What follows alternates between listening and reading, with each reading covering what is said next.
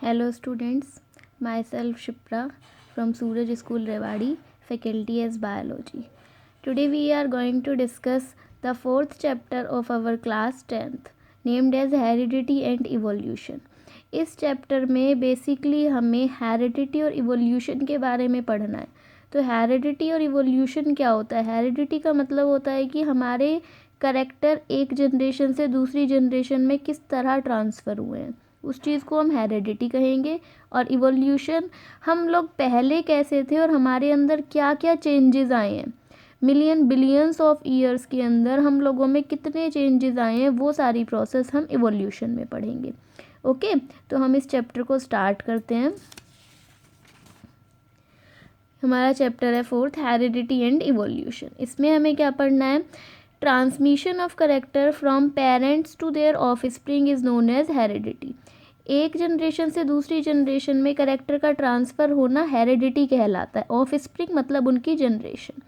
Heredity information is present in the sex cell of parent. Heredity जो information होती है, मतलब डीएनए जो होता है, वो पेरेंट की सेक्स सेल में प्रेजेंट होता है और गैमेट्स की फॉर्म से वो एक जनरेशन से दूसरी जनरेशन में ट्रांसफ़र होता है. और उसी ट्रांसफ़र की वजह से करेक्टरिस्टिक्स अपीयर होती है. लाइक हमारे अंदर कुछ करेक्टरिस्टिक्स हमारे पेरेंट्स से सिमिलर होती है.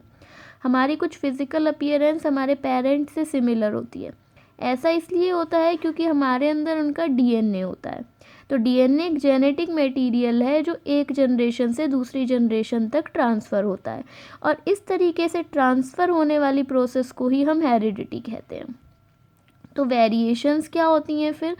अब देखो, हम जब एक जनरेशन से दूसरी जनरेशन तक करेक्टर ट्रांसफ़र कर रहे हैं तो ऐसा तो नहीं है कि बिल्कुल सेम करेक्टर्स अपीयर हो रहे हैं. लाइक ऐसा तो नहीं है कि हम सिमिलरली अपने फादर से मैच हो रहे हैं या सिमिलरली अपनी मदर से मैच हो रहे हैं. हमारे अंदर कुछ चेंजेस भी आते हैं. तो उन चेंजेस को, उन डिफरेंस को ही हम वेरिएशंस कहते हैं. क्या क्या वेरिएशंस के रोल हैं, मतलब वेरिएशंस क्यों हमारे लिए ज़रूरी है? अगर हम सेम हो जाएं तो क्या प्रॉब्लम है? नेचर के अंदर वेरिएशन इसलिए ज़रूरी है क्योंकि नेचर जो होता है वो वेरिएशन की हेल्प से ही अलग अलग टाइप के सॉल्यूशन हमें प्रोवाइड कराता है. वेरिएशंस जो आती हैं वो ऑर्गेनिज्म को न्यू एनवायरनमेंट में अडॉप्ट होने में हेल्प करती हैं. एक किसी भी इंडिविजुअल को आइडेंटिटी प्रोवाइड करती हैं, उसकी पहचान दिलाने में हेल्प करती हैं. और वेरिएशन रॉ मटेरियल है इवोल्यूशन का. वेरिएशन जो होता है वो रॉ मटेरियल है इवोल्यूशन का. इवोल्यूशन में हम मेनली वेरिएशन को बेसिक रख के ही पढ़ते हैं. तो study of heredity and evolution is known as genetics. Study of heredity and evolution. अब हमारा चैप्टर हेरिडिटी इवोल्यूशन है. इस पूरे हेरिडिटी को और इवोल्यूशन को पढ़ने को ही हम जेनेटिक्स कहेंगे. ये जो टर्म थी जेनेटिक्स, किसने दी थी? Term genetics was given by William Bateson. Scientist थे William Bateson. Next scientist is the most important scientist named is Gregor John Mendel. ये ग्रेट साइंटिस्ट थे and he was the father of genetics. It is the important question for board point of view. Father of genetics कौन माने जाते हैं? Gregor John Mendel is the father of genetics. उन्होंने क्या करा था? उन्होंने पब्लिश की थी हिज फाइंडिंग्स इन अ मैगज़ीन. उन्होंने जितनी भी रिसर्च की थी उन्होंने सारी रिसर्च एक मैगज़ीन के अंदर पब्लिश करी थी.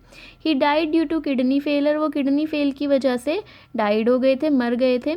गार्डन पी प्लांट और Pisum sativum the Mendel performed experiment on it. इन्होंने एक्सपेरिमेंट परफॉर्म किया था जिसकी हेल्प से इन्होंने हेरिडिटी एक्सप्लेन करी थी. और वो जो एक्सपेरिमेंट इन्होंने परफॉर्म किया था गार्डन पी प्लांट पे. और गार्डन पी प्लांट का ही जेनेटिकल नेम होता है पाइजम सेटाइवम. ये मोस्ट इम्पॉर्टेंट है. पाइजम सेटाइवम नेम कई बार पूछा जाता है. तो हम जब जेनेटिक्स पढ़ना स्टार्ट करेंगे तो उससे पहले हमें कुछ टर्मिनोलॉजी पता होनी चाहिए. सबसे पहले है जीन क्या होता है. Segment of DNA. डीएनए की एक सेगमेंट को जीन कहा जाता है जो किसी भी इंडिविजुअल के अंदर किसी एक पर्टिकुलर कैरेक्टर को कंट्रोल करती है. एलील क्या होता है? जीन की अलग अलग फॉर्म होती हैं. Suppose this is one gene, this is another gene. तो ये भी जीन है, ये भी जीन है, लेकिन different form of gene is known as allele. Dominant and recessive allele.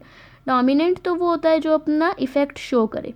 तो allele which show its expression, जो एलील अपना एक्सप्रेशन शो करे वो डोमिनेंट है, इसको हम कैपिटल लेटर से डिनोट करते हैं। रिसेसिव जो होता है, जो अपना इफेक्ट शो ना करे, उसको हम स्मॉल लेटर से डिनोट करते हैं।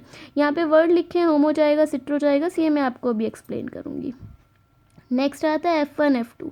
जनरेशन को हम F से डिनोट करते हैं। F का मतलब होता है फीलियल, तो अगर F1 है तो वो फर्स्ट जनरेशन आती है, और अगर F2 है तो उसका मतलब होता है सेकंड जनरेशन। ओके, नेक्स्ट आता है जीनोटाइप। जीनोटाइप क्या होता है? Genetic constitution of an individual, किसी भी इंडिविजुअल की जीन की स्टडी करने को हम जीनोटाइप कहते हैं।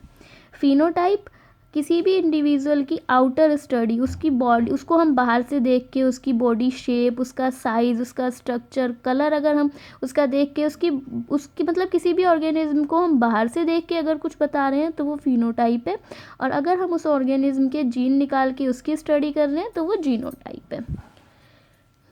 Next term is homozygous, heterozygous. देखो, होमो का मतलब होता है सेम, होमो का मतलब है सेम, हिट्रो का मतलब है डिफरेंट।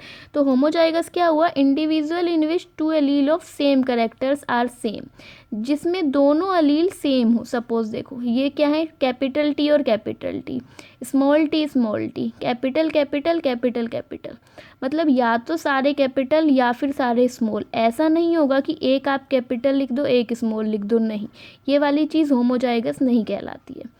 होमोजाइगस, होमो का मतलब ही होता है सेम, तो सेम अपीयरेंस जो दे डेट इज़ होमोजाइगस। हेटेरोजाइगस, जहाँ पे इस तरीके से डिफरेंट हो, एक कैपिटल एक स्मॉल इस तरीके से हो, उस चीज़ को बोला जाता है हेटेरोजाइगस।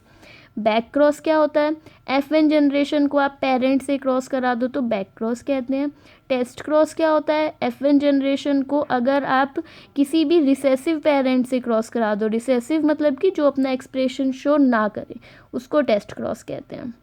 तो मेंडल ने ये सारी टर्म दी थी। फिर क्या करा मेंडल ने? किसी भी एक प्लांट के अंदर, कौन से प्लांट पे काम कर रहा था वो? गार्डन पी प्लांट पे काम कर रहा था, जिसको हम पाइजम सेटाइवम कहते हैं। उसने उस प्लांट के अंदर 7 कैरेक्टर्स देखे, और वो 7 कॉन्ट्रास्टिंग कैरेक्टर्स थे। उस कॉन्ट्रास्टिंग कैरेक्टर्स को उसने एक टेबल की फॉर्म में बना दिया। क्या क्या कैरेक्टर्स थे? प्लांट का size, position of flower, colour of pod, shape of pod, seed की शेप, सीड का कलर, फ्लावर का कलर। इस तरीके से उसने बोला कि प्लांट की साइज़ अगर टॉल है तो वो डोमिनेंट कैरेक्टर होगा, उसको कैपिटल से डिनोट करेंगे। टॉल का उल्टा ड्वार्फ है तो वो स्मॉल से डिनोट करेंगे। कॉन्ट्रास्टिंग कैरेक्टर, कॉन्ट्रास्ट का मतलब ही होता है अपोजिट। ओके, तो इस तरीके से हमें इसमें ये कैरेक्टर्स लर्न करने हैं। बाकी का नेक्स्ट हम नेक्स्ट वीडियो में डिस्कस करेंगे।